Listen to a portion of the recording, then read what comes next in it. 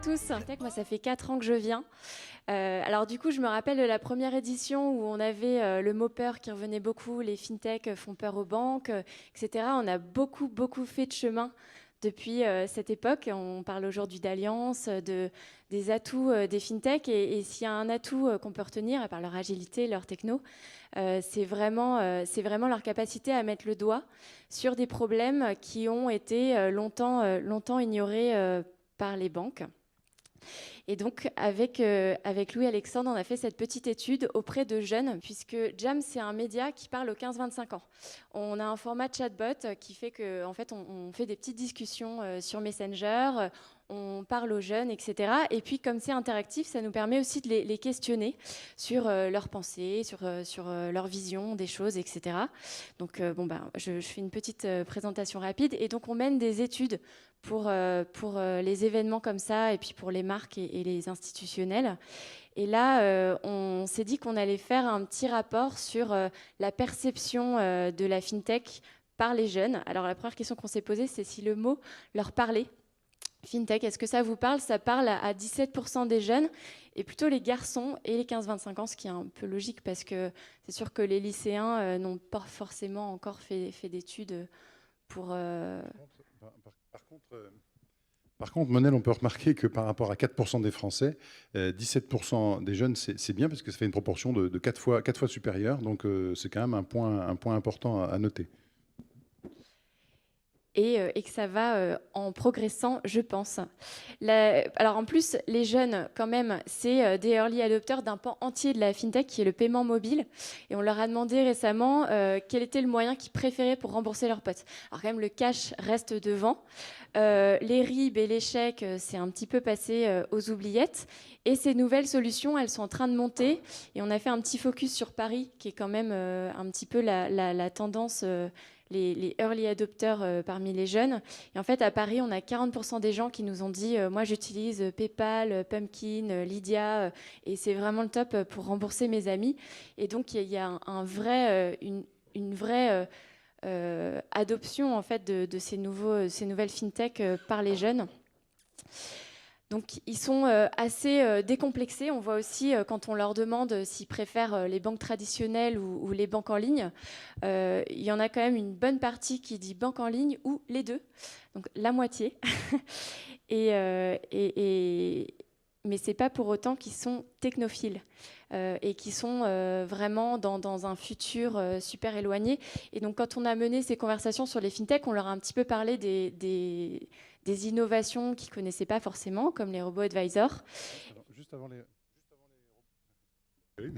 avant les robots advisors, Pumpkin était le lauréat, le gagnant du concours de pitch il y a 2 ans. Vous voyez, comme quoi on entend parler des lauréats du concours de pitch. Vous aurez le nom soit dans les échos si vous êtes abonné, soit tout à l'heure. Voilà. Donc maintenant, on attaque sur les robots advisors, sujet qu'on avait aussi traité il y a 2 ans.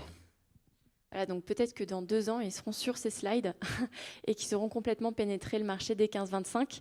Alors typiquement, Robot Advisor, on a une partie qui nous a dit moi ça me plairait bien et limite je ferais plus confiance à un robot qu'à un humain. La plupart sont quand même assez dubitatifs et on a 22% qui disent mais ça va pas la tête, quelle idée. Et puis, autre point, on s'est rendu compte aussi que s'ils ne connaissaient pas forcément le mot fintech, ils avaient quand même une bonne connaissance des innovations et du fait que le secteur était quand même en train d'être bousculé. Et du coup, quand on leur a demandé spontanément quels étaient les mots qu'ils attachaient au fintech, quels étaient leurs atouts à leurs yeux, on voit qu'on revient à des besoins assez simples, c'est-à-dire le fait que ce soit pas cher, pratique, rapide et personnalisé, qui est quand même finalement le socle sur la pyramide de Maslow des besoins des jeunes.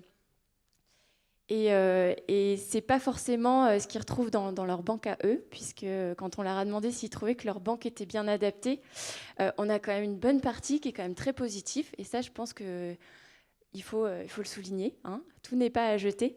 Mais il y en a beaucoup qui disent « oh là là, pas du tout » ou « bof ». Et ils ont plein d'idées pour faire évoluer leur service bancaire. Donc, par exemple, on a ce jeune homme qui dit moi, je galère trop pour faire des virements, je dois attendre 24 heures que ma banque vérifie, mon receveur est honnête. Et puis, cette jeune fille qui nous disait il faudrait une nouvelle méthode pour faire des remises de chèques et d'argent liquide parce que je suis une grosse flemmarde et j'ai pas du tout envie de me déplacer en agence. Donc voilà, c'est quelques petits verbatims pour lancer le débat ce matin. Et puis, puisque effectivement, on n'est plus dans un débat banque versus fintech, je me suis dit que pour lancer cette journée, j'allais lancer un pavé dans la mare, parce que c'est aussi l'ADN de cet événement. Et que finalement, dans l'équation, il y avait peut-être les fintech d'un côté et les banques de l'autre, mais il y avait un troisième acteur qu'il ne fallait pas oublier, c'était les GAFAM. Et donc, vaste sujet, ça ne se traite pas en une seule question à des 15-25 ans, j'en suis bien consciente. Mais du coup, comme l'enjeu de ces GAFAM, c'est de gagner la confiance et peut-être d'être au niveau des banques un jour, parce que je crois que pour l'instant, elles sont quand même en dessous lorsqu'il s'agit de placer son argent, on leur a juste demandé dans lequel ils avaient le plus confiance. Comme ça donnera peut-être une idée de celui dont il faut se plus méfier. Et donc, je ne sais pas si vous avez une hypothèse comme ça, de but en blanc, lequel des 5 géants Internet pourrait arriver en top 1 ? Amazon ? D'autres idées ? Voilà les résultats. On a Google en 1, avec pas mal de gens qui nous ont dit bah ouais, en fait, c'est à lui que je confie tous mes mails. Et puis Apple en 2, parce que c'est vrai que quand on a Apple Pay, on confie aussi sa carte bancaire à Apple. Donc c'est vrai que d'une certaine manière, de fait, dans les faits, on fait quand même confiance à ces géants. Ce qui est intéressant de noter, c'est qu'on a quand même beaucoup qui nous ont dit aucun, alors que c'était la petite... dans les 5 propositions qu'on avait, on ne mettait pas du tout le aucun en avant, on voulait vraiment les forcer à répondre, en leur disant mais voilà, il faut faire un choix, c'est les 5. On a beaucoup qui nous ont dit ah non, mais moi je réponds aucun des 5, quoi. Je ne veux pas répondre à cette question parce que je ne leur fais pas confiance. Donc ça, c'est quand même intéressant. Et puis le petit dernier, c'est Facebook avec 2%. Donc on imagine que l'actualité de cette dernière année a pas mal joué dans cette équation. Voilà. Je vous remercie beaucoup pour votre attention.